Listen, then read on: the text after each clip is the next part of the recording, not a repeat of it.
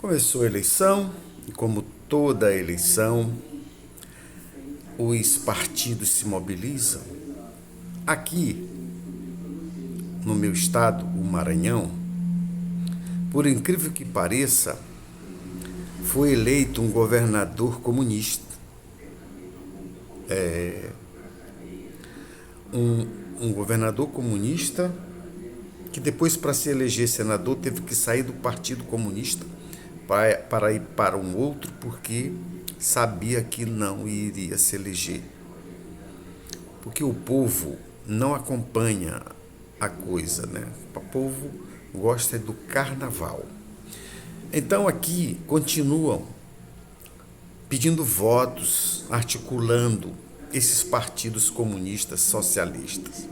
Vou falar aqui um pouquinho do que se representa esses partidos. Você ouviu falar do Muro de Berlim? Não? Mas eu vou te explicar aqui alguma coisa sobre isso. O Muro de Berlim. Talvez você não saiba porque ele realmente existiu. Quem mandava na Alemanha naquela época? E como esse muro caiu de um jeito que ninguém planejou. Durante quase 30 anos, o muro dividiu uma das cidades mais importantes da Europa. Mas ele não era apenas concreto, ele separava famílias, separava amigos, separava histórias de vida e separava dois sistemas políticos que disputavam o controle do mundo. Para entender isso, é preciso voltar ao fim da Segunda Guerra Mundial. Em 1945, a Alemanha foi derrotada e ocupada pelas potências vencedoras. O território alemão foi dividido em zonas de controle. No oeste ficaram os Estados Unidos, o Reino Unido e a França. No leste ficou a União Soviética.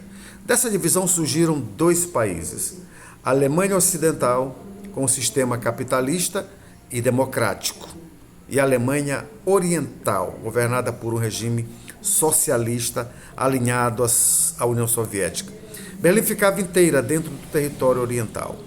Mesmo assim, a cidade também foi dividida. Berlim Ocidental tornou-se uma ilha capitalista no meio de um país socialista. Nos primeiros anos, a fronteira ainda era relativamente aberta. Mas algo começou a preocupar o governo da Alemanha Oriental. Milhões de pessoas estavam deixando o lado oriental para ir para o lado ocidental. Eram trabalhadores, técnicos, médicos, engenheiros, gente essencial para o país funcionar. Essa fuga colocava o regime em risco. Em 1961, o governo da Alemanha Oriental, com apoio direto da União Soviética, tomou uma decisão extrema. Durante a madrugada, ruas foram fechadas, linhas de trem cortadas e cerca de arame farpados instauradas. O objetivo era claro: impedir a saída da população. Em poucos dias, o que era provisório virou permanente. Nascia um muro de Berlim. Com o tempo, ele deixou de ser apenas uma parede. Virou um sistema de controle, torres de vigilância, cercas eletrificadas, áreas de segurança e soldados armados. A ordem era impedir fugas a qualquer custo. Durante décadas, o muro parecia inabalável. Mas por trás do concreto, o regime oriental começava a enfraquecer. Na década de 1980, a economia estava em crise. A população vivia sob forte vigilância e a insatisfação crescia. Ao mesmo tempo, a União Soviética passava por mudanças profundas. O novo governo soviético já não tinha interesse em manter repressão armada nos países aliados. Sem esse apoio total, o regime da Alemanha Oriental perdia força. Protestos começaram a surgir. Primeiro pequenos, depois cada vez maiores. As pessoas pediam reformas, liberdade de viajar, liberdade de escolha, até que chegamos a novembro de 1989.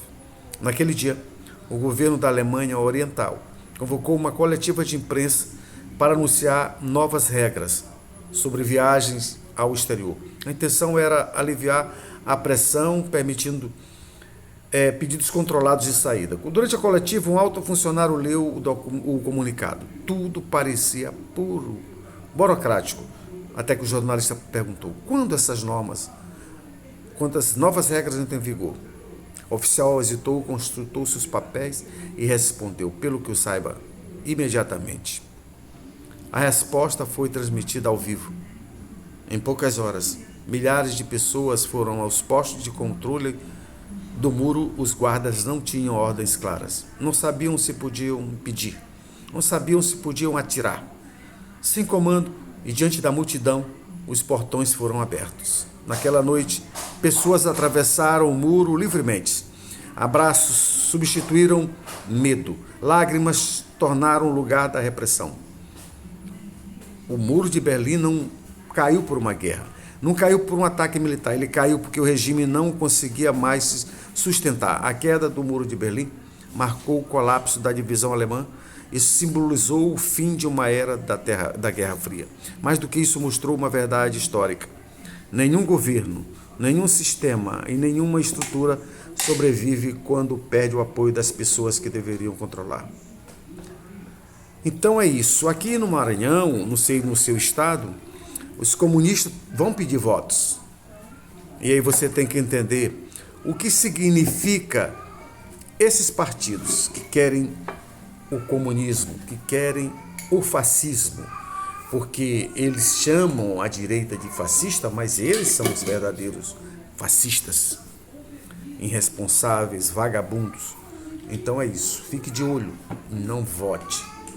Procure entender, procure pesquisar o que fizeram esses partidos, esse partido. Onde foi que deu certo? Em lugar nenhum. Onde eles chegam, são tipo gafanhotos. Eles acabam com tudo. Com tudo.